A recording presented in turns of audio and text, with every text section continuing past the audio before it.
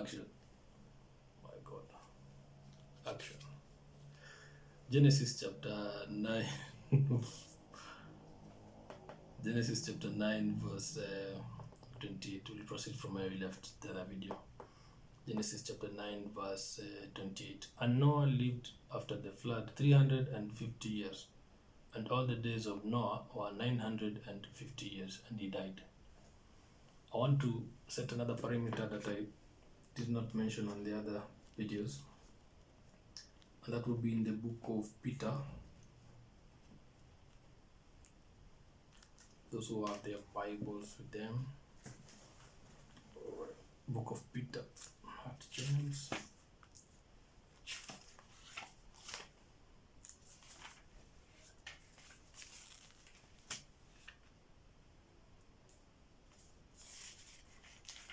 The book of Second Peter, Peter 2, Second Peter, Second Peter chapter 3 verse 8. But beloved, be not ignorant of this one thing, that one day is with the Lord as 1,000 years, and 1,000 years as one day. One day is as with the Lord.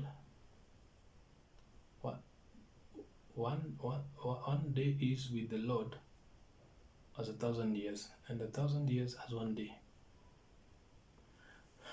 If we might be clocking 1,000 years here, and that's a day according to the Lord, but I just want to mention that as a perspective. Time moves differently for God, and or rather for the heavens is different from here.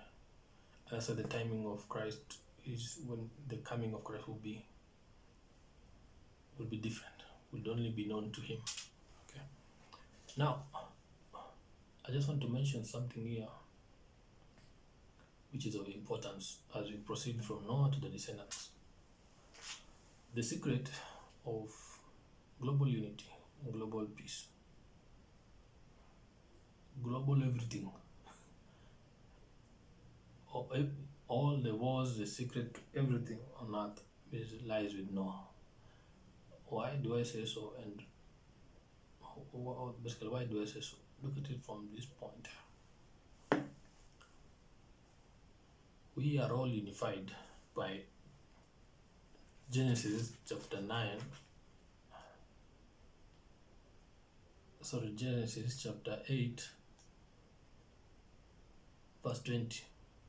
Between chapter 8, 20-22. Or chapter 20. And Noah builded an altar unto the Lord, and took of every clean beast and of every clean fowl, and offered burnt offerings on the altar. You know, all of us may be African, people from America, North America, Europeans, Arabic countries, Asian countries, in India and all that. At one point, you know, all of us are unified by Noah, and all of us believed in what Noah believed. And Noah offered a sacrifice unto God, the Creator, the God who would now be Jesus Christ. Okay, according to the scripture, you know, as we go down the line. On that ark, there was only Noah. Everything was flooded, but Noah and his sons lived. And when you look at Noah had 3 sons. Shem would end up in the Arabian area, Middle East, sorry, and Ham would end up in parts of Africa, North Africa. Japheth would end up in parts of Europe. All of them would multiply, and God will follow the line of Shem to Abraham. When you now bring the picture of Abraham, and that's where the story changes for religion in many manners. It branches out as people multiply. But before even Abraham, there were these other 2 sons who were already multiplying, and they already copied what the father had done, or rather the grandfather would be Noah. At that chapter 8, verse 20, Noah was making a covenant with God through way of offering, or rather he had done and these things, the sons saw this, and they were serving the same God. You understand? before. So if you look at it like that, all of us would end up from Noah, and Noah would be the unifying factor, not Solomon. Noah would be the key to all manner of peace and everything, because he understood who gave him the instruction to build that ark, and he followed it. He never followed the rest, and built it. And after the water had receded, he made this sacrifice to God. So all of us, in respect to the three sons of Noah, were serving God, that God of Israel, that one, the one that I'm teaching about, and that's our unifying factor. The only thing that changes now is when you introduce Abraham. But now, when you introduce Abraham and the line continues up to Jesus Christ, it's only that lineage who knows, and the people associated with Israel as a nation, with the sons and all that. But still, there were other people on earth that already multiplying. Two sons of Noah already, and some of them are the continued generation passing this knowledge of. And the only way to communicate to God those days of Noah was through burnt offerings and such. But some of them didn't know that the Messiah was coming, who was Jesus Christ, as predicted by or prophesied by Isaiah and all that.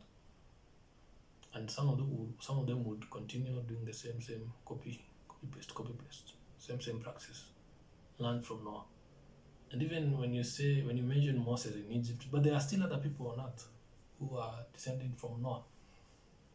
And you would find all communities on earth would have a situation where you put a rock somewhere and you burn offerings and you pray to God. So, literally speaking, all of us believe there is a God. The only thing here that separates, or rather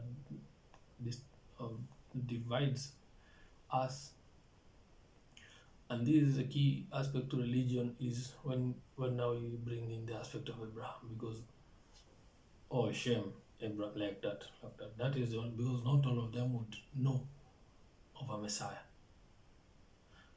All right. Actually, all of them, by the time when you say Shem, the three sons, they believed in God, and when I know they would, we'll see in the scripture. But now these are the descendants of these sons would end up forgetting, and then turn to idols, or worship the stars and all, as I mentioned in Genesis and all that. Yeah. But that's the thing. The secret to global peace lies with Noah.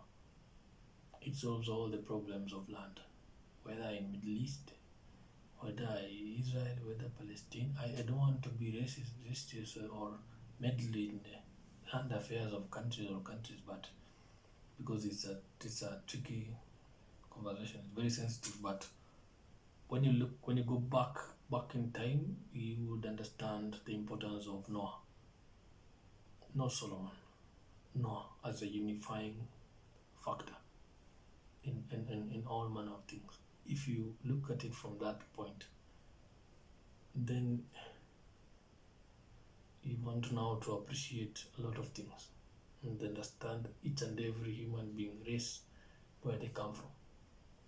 Alright, that kind of thing. Because most communities, all the history that I know of, record a point where there were floods. But this is what is written. I repeat again, we are all unified. The unifying factor is Genesis chapter 8, verse 20 to 22. I read it again. And Noah builded an altar unto the Lord, and took of every clean beast, and of every clean fowl, and offered burnt offerings on the altar. And the Lord smelled a sweet savour, and the Lord said in his heart, I will not again curse the ground any more for man's sake, for the imagination of man's heart is evil from his youth. Neither will I again smite any more everything living, as I have done.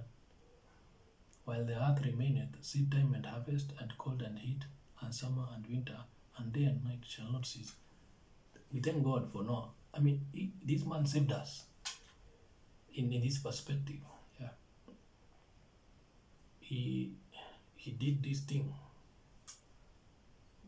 and the Lord smelled a sweet savor. If he didn't, we will not be in existence at all. But we are all unified. We will go back in time and to this point. When you look at it, it doesn't matter. Now the belief just changes when you factor in Abraham and like that, because we now see a religion coming to build up from Abraham to David, like that. But there are these other people who are also sons of Noah, the two, except for Shem, and the interaction would be like that. So, and all the knowledge would pass from, the people who are there with Noah before the great flood. I mean, they carried the information and all that. And all manner, and we'll see, everything that we know today comes from Noah. Egypt, everything starts from Noah. And all of us were unified by Noah in this. So all of us believed in God, the God of Israel, Jesus Christ. But the change happened as we trickle down further. From Abraham, then you get more. But that's our unity. Noah unifies a lot of things. So it gives premise to global peace, respect for religion and all that, because our job is simple: to teach the Bible, to spread the gospel, to create awareness that there is. And the difference now, what divides is how to, because all the descendants of these other children of Noah, except for Shem, because they knew, would still access God through offering. But the game changed because the Messiah came, according to the New Testament and all that. But the only way now to access God is through Jesus Christ. And not all people believe that. And that should be respected. But now it's upon us to teach this part of the Bible as it is. I believe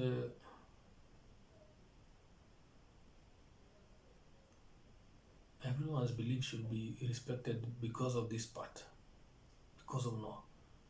And we are here to teach, to spread the good news of Jesus Christ, because the way to access God has changed. There are many things have changed, these curses of Adam, because Noah would still carry the same passing over. We would see the drama here on Genesis chapter 9, verse 20 to 27. Some people are now carrying curses, and these things would be bigger as we continue. So even to date, there are people who still operate in the same. And that's why it's important for them to know who is Jesus Christ, and why you should be able to believe in Jesus Christ, and why you should be able to be delivered, and why you should be born again and be freed from such, foundations that go way back to Noah. Because yes, Noah had not died and been born again. Noah was still part of the old world, though he had believed. And that's why we would see the Son do something that was done by the people in the old world. And we would see this reappear again in times of Abraham, as we touch on Sodom. So it's important. That's why we're teaching it like that. But all of us should realize that at one point in time, our ancestor, who is Noah, served God. That is important. But the change is now the way to access God. Not all of them follow the same way of accessing God. You practice the same thing, but Jesus can already come. So, it becomes obsolete, the way to God. Very important. All right. Did I read the Peter? All right, I did. We proceed day today from Genesis chapter 10. We'll see about the descendants of Noah. Hopefully we'll be able to reach 15 minutes into it to hopefully be able to reach Abraham. Okay. Now these are the Genesis chapter 10. Now these are the generations of the sons of Noah: Shem, Ham, and Japheth. And unto them were sons born after the flood. Let's look at Japheth's descendants. The sons of Japheth: Gomer, and Magog, and Madai, and Javan, and Tubal, and Meshech, and Tiras. Verse 3. And the sons of Gomer: Ashkenaz, and Riphath, and Togarma. Verse 4. And the sons of Javan: Elisha, and Tarshish, Kittim, and Dodanim. By these, verse 5, by these were the idols of the Gentiles divided in their lands, everyone after his tongue, after their families, in their nations. The idols of Gentiles. These were the ones who spread into Europe, modern day, and parts of Russia. Ham's descendants. Interesting. Noah never cast Ham, but cast a descendant of Ham. Ham's descendants. And the sons of Ham. This is a very important prayer point. Pray for God to remove any curse that was. It's like your grandfather cursed you without even you even being born, or without you knowing. So there are people operating with curses they don't even know because of a mistake of someone. So it's a prayer point for you out of this context, for you to pray that any curse that was done to you, unknowing or unknowingly, you don't deserve it. May God help you and take you out of it and deliver you and make you whole in this manner. So it's a very important prayer point for you to pick. As you can see, someone here was cast. So Ham's descendants, Genesis chapter 10 verse 6. And the sons of Ham were Cush, and Mizraim, and Phut, and Canaan. I'm in Kenya, and I know my history of geography mentioned Cushites. Verse 7. And the sons of Cush were Seba or Sheba, and Havila, and Sabta, and Rama, and Sabtecha. And the sons of Rama, Sheba.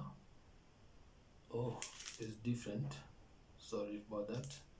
Verse 7. And the sons of Cush were Seba, S-E-B-A, and Havila, and Sabta, and Rama. Remember, I'm reading KJV, the original text. And Rama, and Sabtecha. And the sons of Rama, Sheba, and Dedan. And Cush begat Nimrod.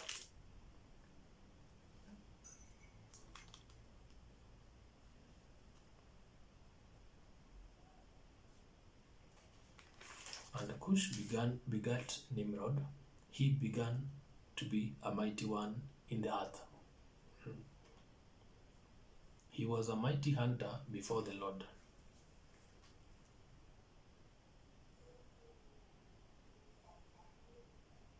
He was a mighty hunter before the Lord. Verse 9. He was a mighty hunter before the Lord. Wherefore it is said, even as Nimrod, the mighty hunter before the Lord. Nimrod. Verse 10. And the beginning of his kingdom was Babel, and Erech, and Akkad, A-C-C-A-D, and Calneh in the land of Shinar. Out of that land went forth Ashur, and builded Nineveh, and the city Rehoboth, and Calah, and reason between Nineveh and Calah, the same is a great city. And Mizraim begat Ludim, and Anamim, and Lehabim, and Naphtuhim, and Pathrusim, verse 14, and Pathrusim, and Casluhim, out of whom came Philistim, and Caphtorim, verse 15. And Canaan begat Sidon, his firstborn, and Heth, and the Jebusite, and the Amorite, and the Gigasite, and the Hivite, and the Archite, and the Sinite, and the Avadite, and the Zemarite, and the Hamathite, and afterward were the families of the Canaanites spread abroad. Verse 19. And the border of the Canaanites was from Sidon as thou comest to Gerar, and to Gaza as thou goest unto Sodom and Gomorrah, and Adama, and Zeboim, even unto Lasha. These are the sons of Ham after their families, after their tongues, in their countries and in their nations. Some names here I've mentioned are present-day areas of the same areas. It's a map here, very well drawn, where we have Ham occupying the modern-day areas of Egypt there, that kind of scenario.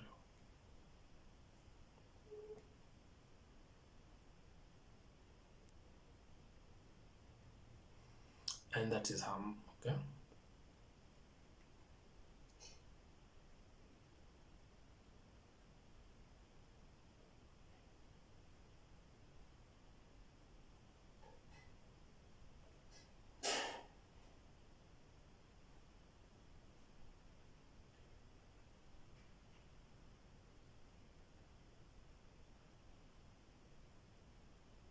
All right.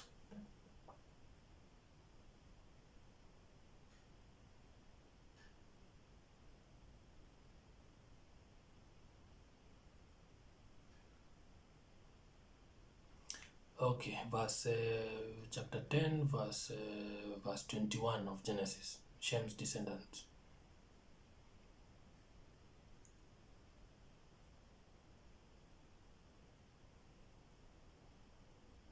My silence is because I'm looking for the term Egypt.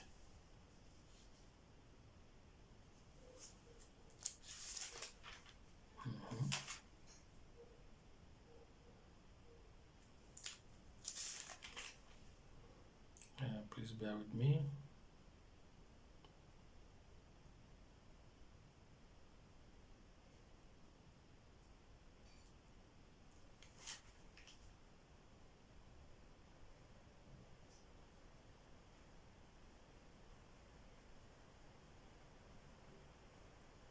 Okay, we'll revisit that at a later time.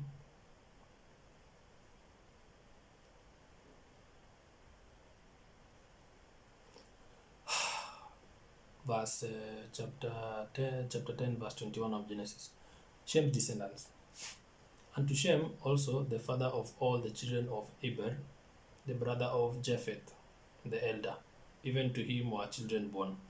Now, verse 22, the children of Shem, Elam, and Ashur, and Arphaxad, and Lud, and Aram. And the children of Aram, Uz, and Hul, and Githa, and Mash. 24, and Arphaxad begat Salah, and Salah begat Eber, and unto Eber were born two sons. The name of one was Peleg, for in his days was the earth divided, and his brother's name was Joktan. Very interesting part here, verse 25.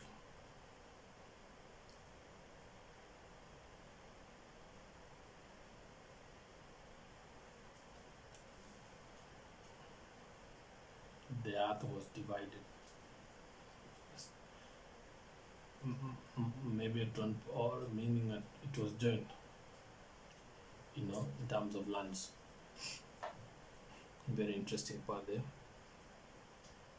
That's Peleg, verse 26. And Joktan began Almodad, and Shelef, and Hazama, and Shelef, and Hazarmaveth and Jerah, and Hadoram and Uzal and Diklah, and Obal and Abimael and Sheba, and Ophir and Havilah and Jobab.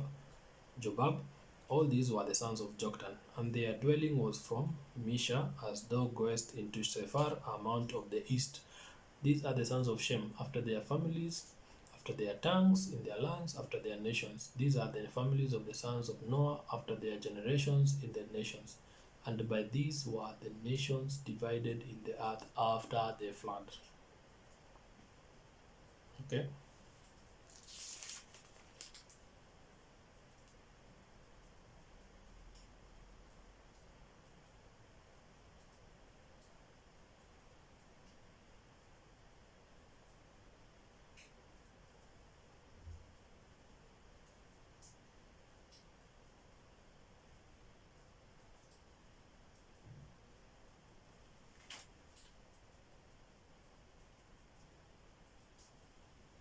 All right. Let's enter the Tower of Babel. But before that, there's a very interesting map here. Oh, Phut, P-H-U-T.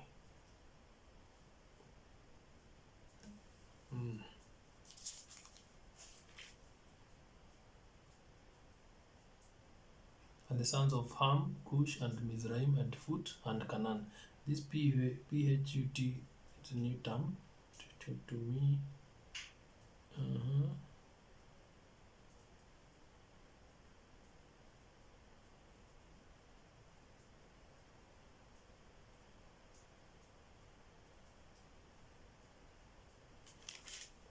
Anyway, so let me read you. Okay, well, I think I know the geography of these areas maybe by now in modern day, but you'll have Ham,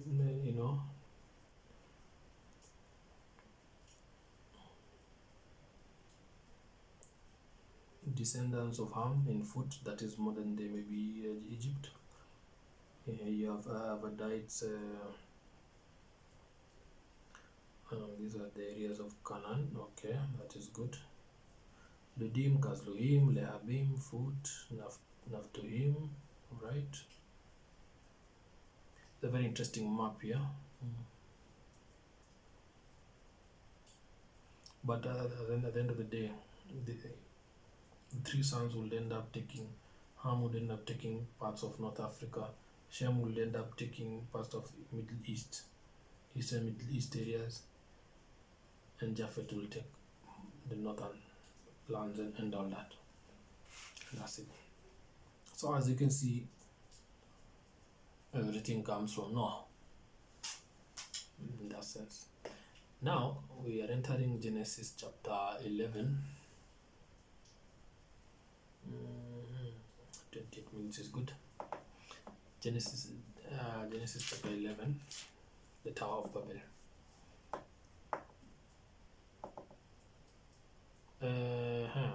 The Tower of Babel, Genesis chapter 11. And the whole earth was of one language and of one speech. This is what I'm saying. The unity here was quite interesting. By the time you're saying all these descendants, and they have already filled all these places, with all that time, the language was just one. Hence the unity. So global unity did not come with Solomon. Global peace came with Noah in that perspective. One language, that sense. And the whole earth was of one language and of one speech. And it came to pass as they journeyed from the east that they found a plain in the land of Shinar, and they dwelt there. Shinar would be near Babylon, the Akkad area there, near River Euphrates. And they said one to another, Go to, let us make brick, and burn them thoroughly. And they had brick for stone, and slime had they for mortar. And they said, Go to, let us build us a city and a tower, whose top may reach unto heaven, and let us make us a name, lest we be scattered abroad upon the face of the whole earth. And the Lord came down to see the city and the tower, which the children of men builded. Again, verse 4. And they said, Go to, let us build us a city and a tower, whose top may reach unto heaven, and let us make us a name, lest we be scattered abroad upon the face of the whole earth. Wanted to build a tower where I don't know what was the intention. It's like for them to know. It's like a landmark. For them to know, or for it to be seen from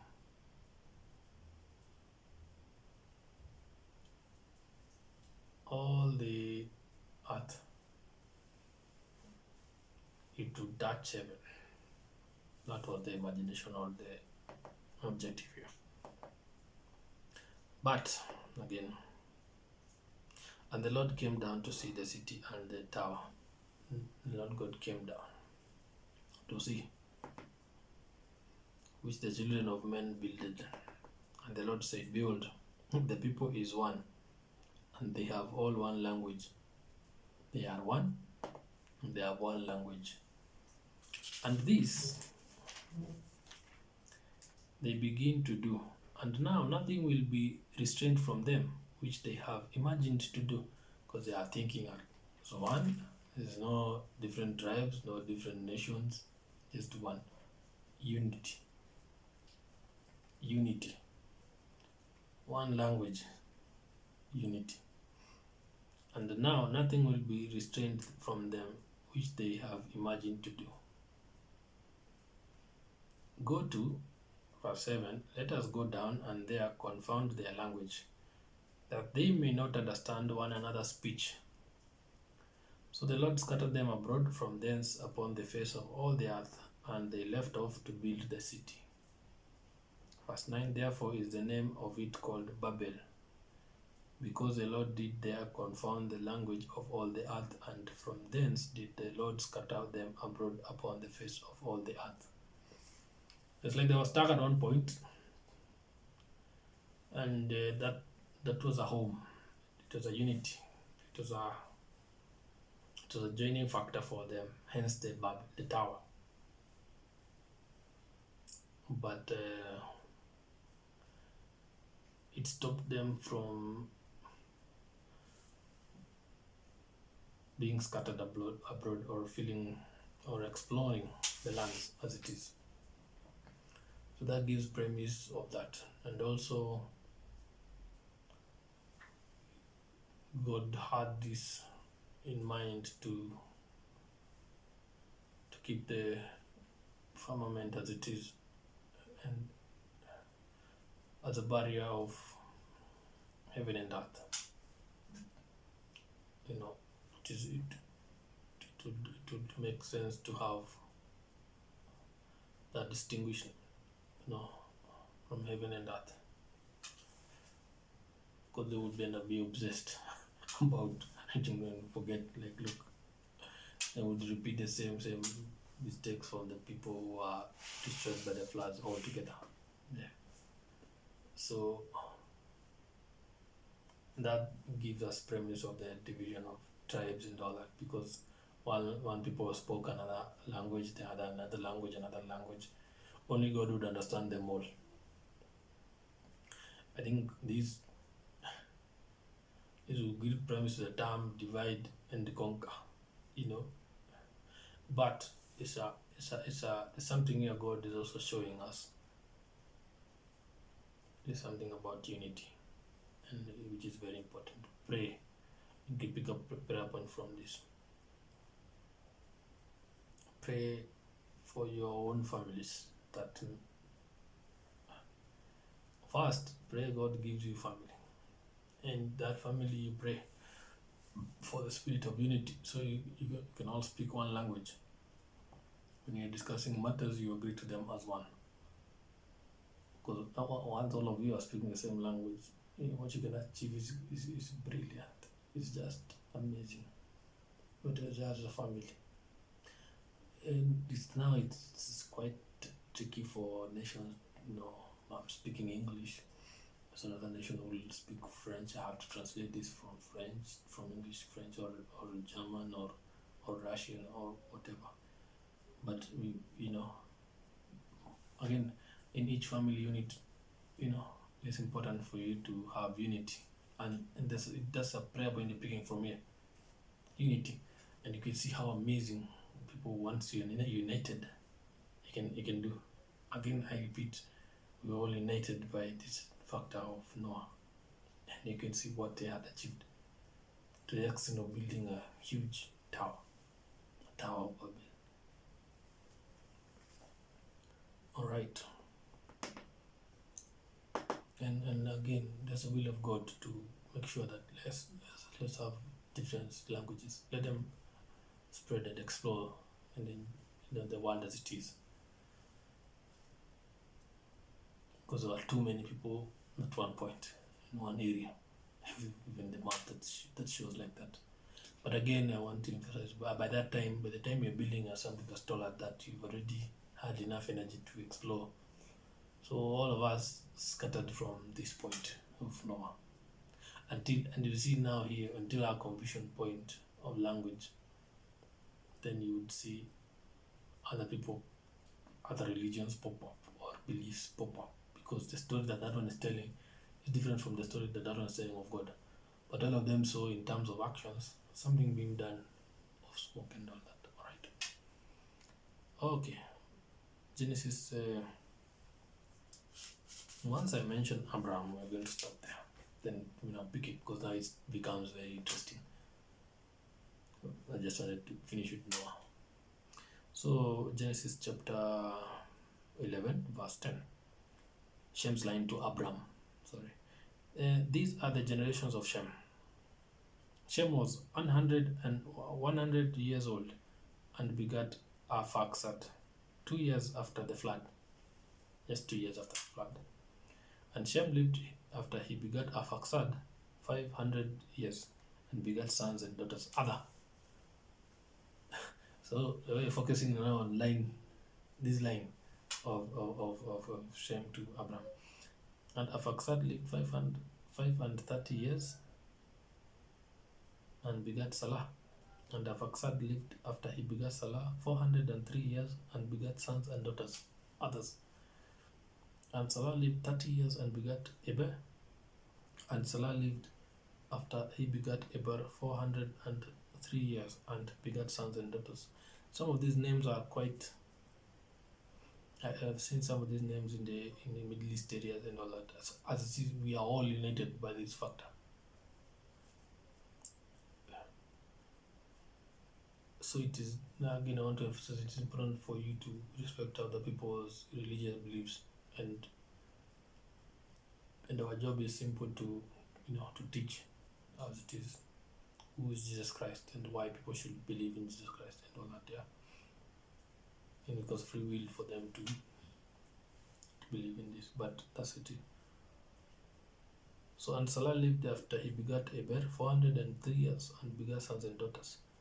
Verse 16, and Eber lived 430 years and begat Peleg. And Eber lived after he begat Peleg 430 years and begat sons and daughters. And Peleg lived 30 years and begat Reu.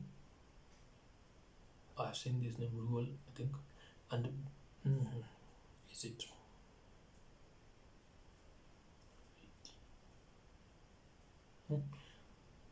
And verse 19, and Peleg lived after he begat Reu 209 years and begat sons and daughters.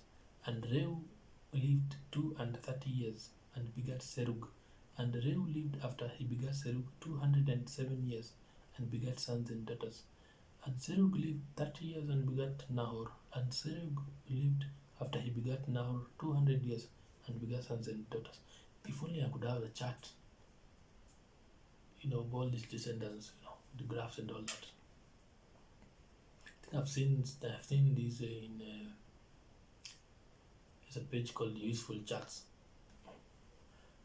I'm not that familiar with YouTube, with the corporate terms, but I would recommend useful. I think it's called Useful Charts. They have this nice. They've done a great work of putting, a graphical way of these names. If you want to go further into the table, tabulation of the graphical manner of tables of the descendant, would be really amazing. Alright, so where was I? Verse 21, and Reu lived after he begat Serug 207 years, and begat sons and daughters. And Serug lived 30 years and begat Nahor. And Serug lived after he begat Nahor 200 years and begat sons and daughters. And Nahor lived 920 years and begat Terah. And Nahor lived after he begat Terah 190 years and begat sons and daughters. And Terah lived 70 years and begat Abram, Nahor, and Haran. Interesting. Terah gave birth to Abram, Nahor, and Haran while he was 70 years. You will see these patterns. 70 years. So he was 70.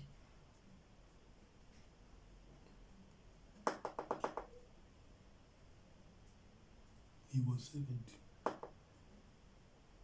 So, you see, this is only line of Shem, and this is a lot of years, close to 1,000 years. And ways of accessing God would have changed dramatically. Idol worship increased because people were born, they forgot about what Noah had done. That was the last covenant recorded, up to now, Abraham. So you can imagine. Others believed in goats, others believed in animals, others believed in the stars, others did what, and that belief, and the devil had a great time in that, because to play around with demons and all that, but some would see, know them and all that, but it brought a lot of drama in terms of spiritual world. Anyway, Terah's family. And this is why we say in Africa that it is quite tricky for you to find an African without a back, without when you go back in time, forefathers who never practiced, witchcraft or wizardry. It is difficult. So we have a lot of foundations in that manner. Hence the importance of being born again, because you have that, then it goes way back to Noah. Not to Adam, but just to know who now, picked up from Abraham and all, but he was working righteously. Anyway, verse 27 of chapter 11 of Genesis, Terah's family. Now these are the generations of Terah. Terah begat Abram, Nahor, and Haran. And Haran begat Lot. And Haran died before his father Terah in the land of his nativity, in Ur of the Chaldees. Another prayer point. A prayer point for long life. Children should not die and leave parents. The natural way is, you live to see. You outlive, or rather you get children, then you get older, then you pass on as the children are still alive. So this timely deaths is a very, very important prayer points for you to do.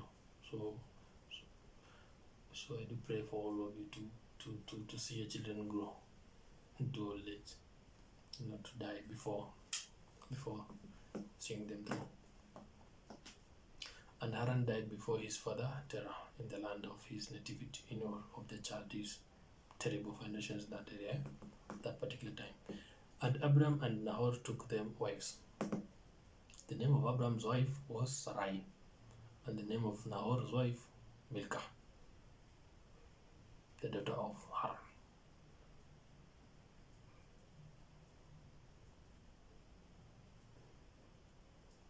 The father of Milcah and the father of Iscah. But Sarai was barren, she had no child.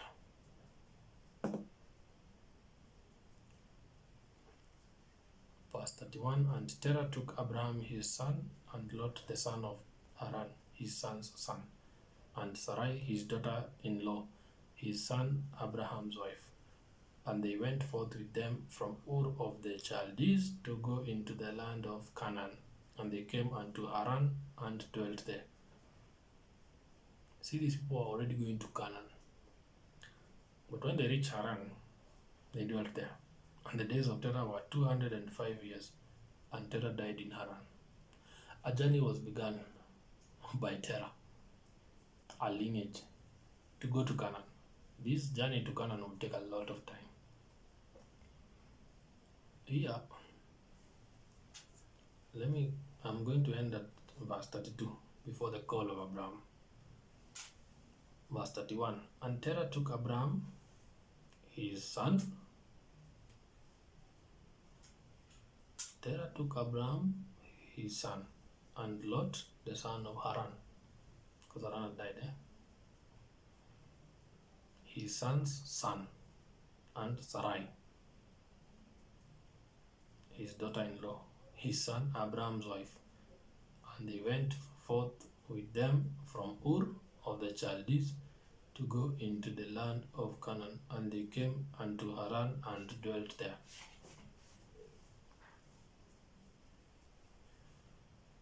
It's a prayer to pick a prayer here for people who see Abraham at the age already married.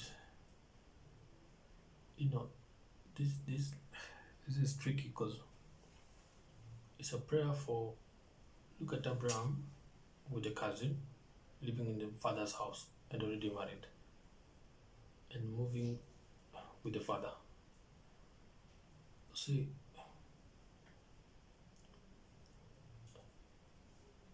at that age, by the time you're marrying, you would be out of your father's house because of that verse that we read earlier in the first marriage of Abraham in the first marriage of Adam and Eve.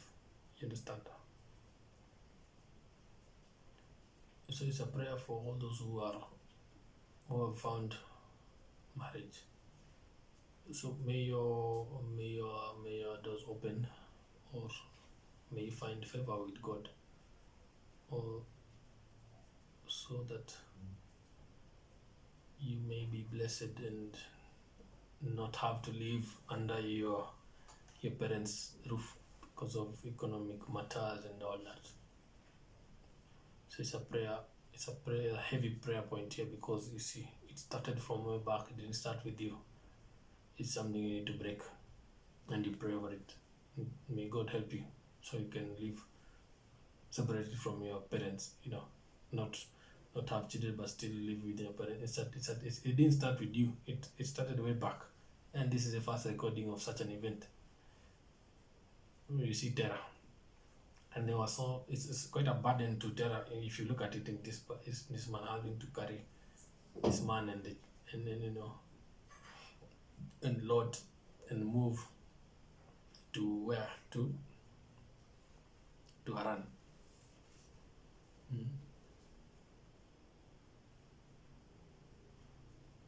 Interesting, the place where Haran died. Haran died before his father Terah in the land of his nativity. Then Terah then moves to the same land called Haran.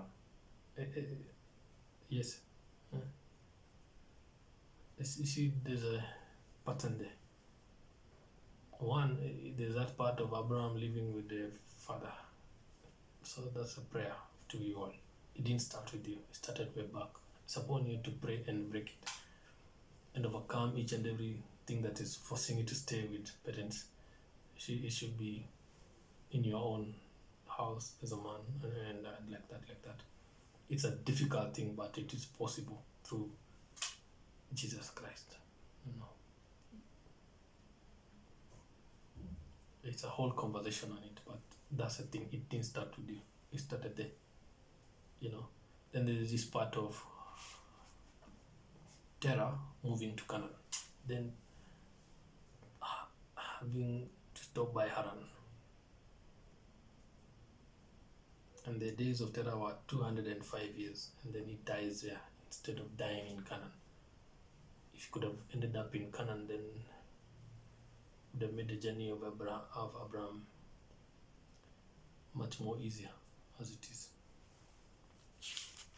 even of the Israelites as it is. I think if I can mention that now. But the father doesn't get to enter Canaan. That's still untimely in that manner. So still another prayer. May you finish what you started. May you end up where you're supposed to be. It's a prayer. Start something and finish it. That's that thing. And the days of Terah were 205 years, and Terah died in Haran.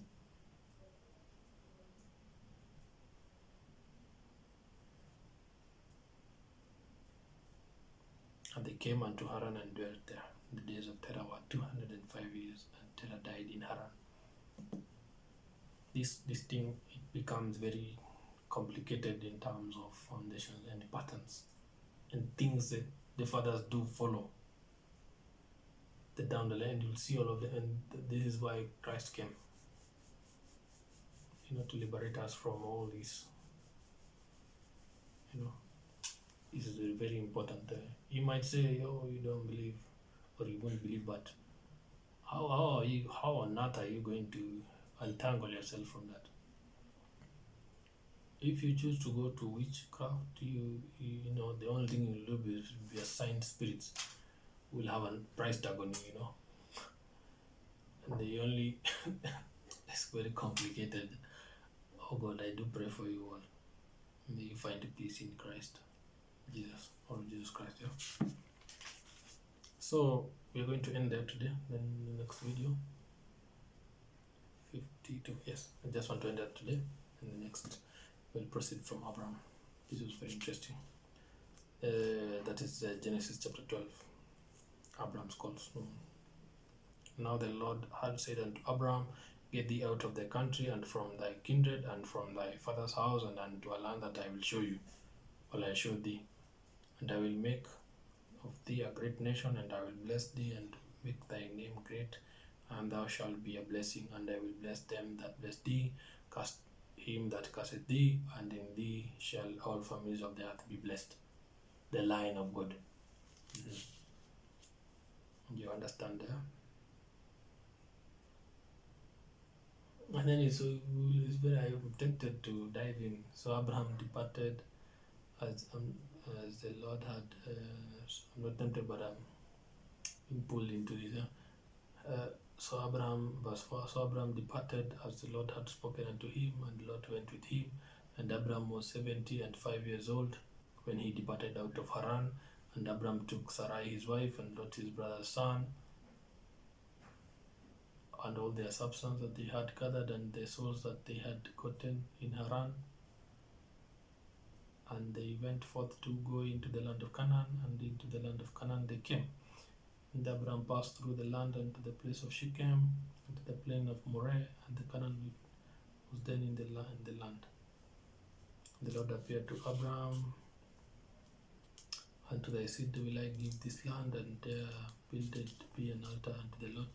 Sorry, "Unto thy seed will I give this land, and there builded he an altar unto the Lord who appeared to him." We will now go into this. As you can see, patterns are being made here. Things. 70, there's a 70. Abraham has the same thing. Terah lived 70 years before getting Abraham, and then you will see 76 all that time. And then the wife is also old. So they didn't begin with you. The patterns began very early, and the only way to break them is through our King Jesus Christ. Let's end there for today. We'll proceed there in the next video with Abraham. Thank you.